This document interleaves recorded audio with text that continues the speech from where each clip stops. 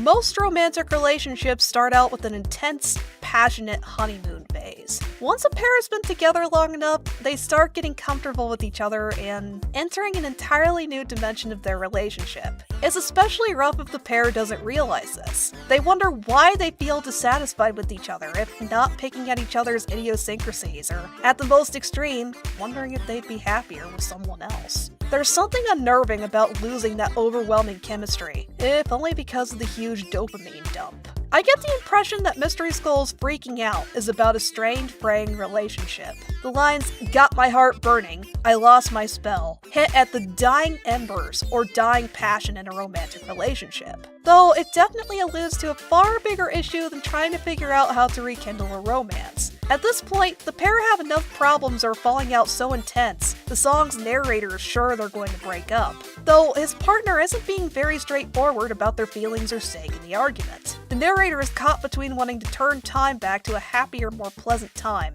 figuring out how to fix their current situation, or just accepting how things may turn out. When he repeats, "if that's what it comes to," it's an echo of how unnervingly cut and dry his partner frames their future.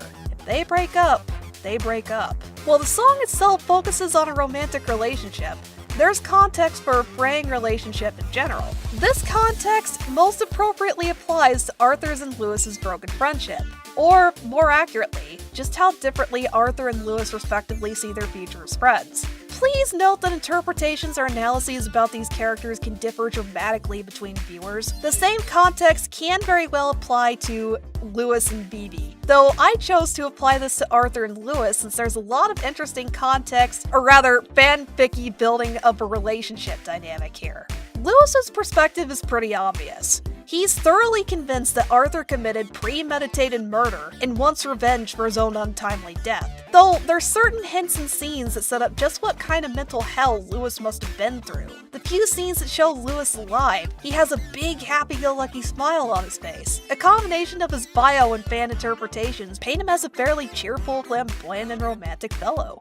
He's grateful for the opportunities granted him, and his friends and family are especially important to him. When he falls in love, he falls hard. This applies to both romantic love and platonic love. Given how Lewis strikes that chord between compassionate and big intimidating fellow, what drew him to Arthur? In some respects, I am tempted to cast Lewis as Arthur's big brother figure. Arthur himself comes across as nervous, self-doubting, and very easily scared. The kind of person more unscrupulous bullies would gladly tear into, or snap like a toothpick just because he's an easy target. Lewis is a protective older sibling already, so the more compassionate side of him wanted to step in and extend a hand to the disgruntled Arthur. If Arthur had his druthers, he wouldn't willingly explore spooky caves, abandoned mansions, or otherwise. So, given this element, it says volumes about what Arthur is willing to do for Lewis when he presses on, despite his personal reservations. And there's on-screen evidence for what kind of role Lewis holds for Arthur. Look at how he clings to Lewis for support, protection, and comfort when he gets especially scared. Let's not forget that Arthur was Lewis's go-to choice when he split up the gang. That may be the usual dynamic,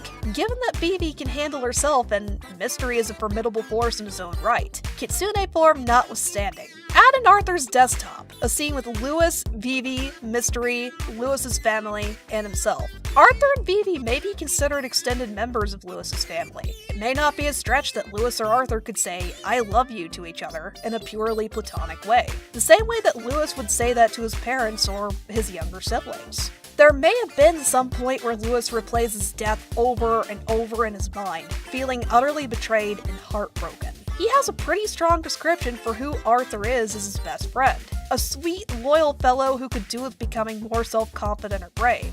Now, Arthur definitely has his harsher side and faults, but nothing that lend to him becoming a cold-blooded killer, right? Combine this kind of intense self-doubt with Lewis's grief towards losing possibilities and experiences as a living being. By the time Freaking Out takes place, Lewis is locked into his black and white perspective of the world.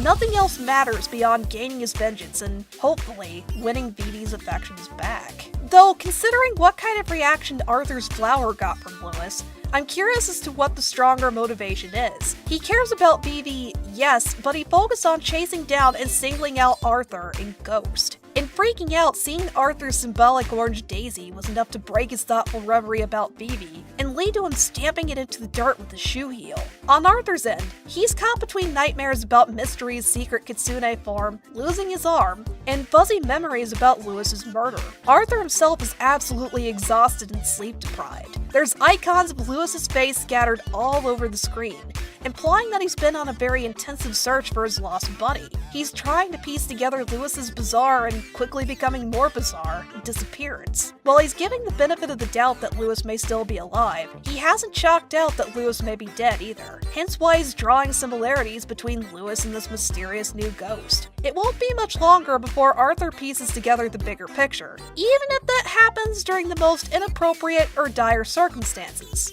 On another note, in Ghost, I got the impression that Arthur was bothered by and disenchanted by his third wheel status. He probably wanted to sit down and talk things out with Lewis, but he just couldn't summon the courage to do it. He didn't want to stir up trouble when his buddy seemed so happy. Part of this could stem from Arthur wanting a romance for himself and some envy, but I'm sitting more in the camp of friend feeling left out more than any other factor for Ghost. Regardless, these emotions just kept building and building to the point that Arthur might explode at any given moment. I've seen a comic floating around playing with the idea that Arthur's weak will is what makes him so easy to possess. So tie this in with an unwieldy entity that viewed his churning cocktail of emotions as an all-you-can-eat buffet. This was its ticket to take full control of Arthur. Why it did so may tie into the bigger plot, or even how or if Arthur and Lewis resolve their horrifying set of circumstances. Even if Arthur manages to show Lewis the truth, he's far too different a being to return to what he was like before.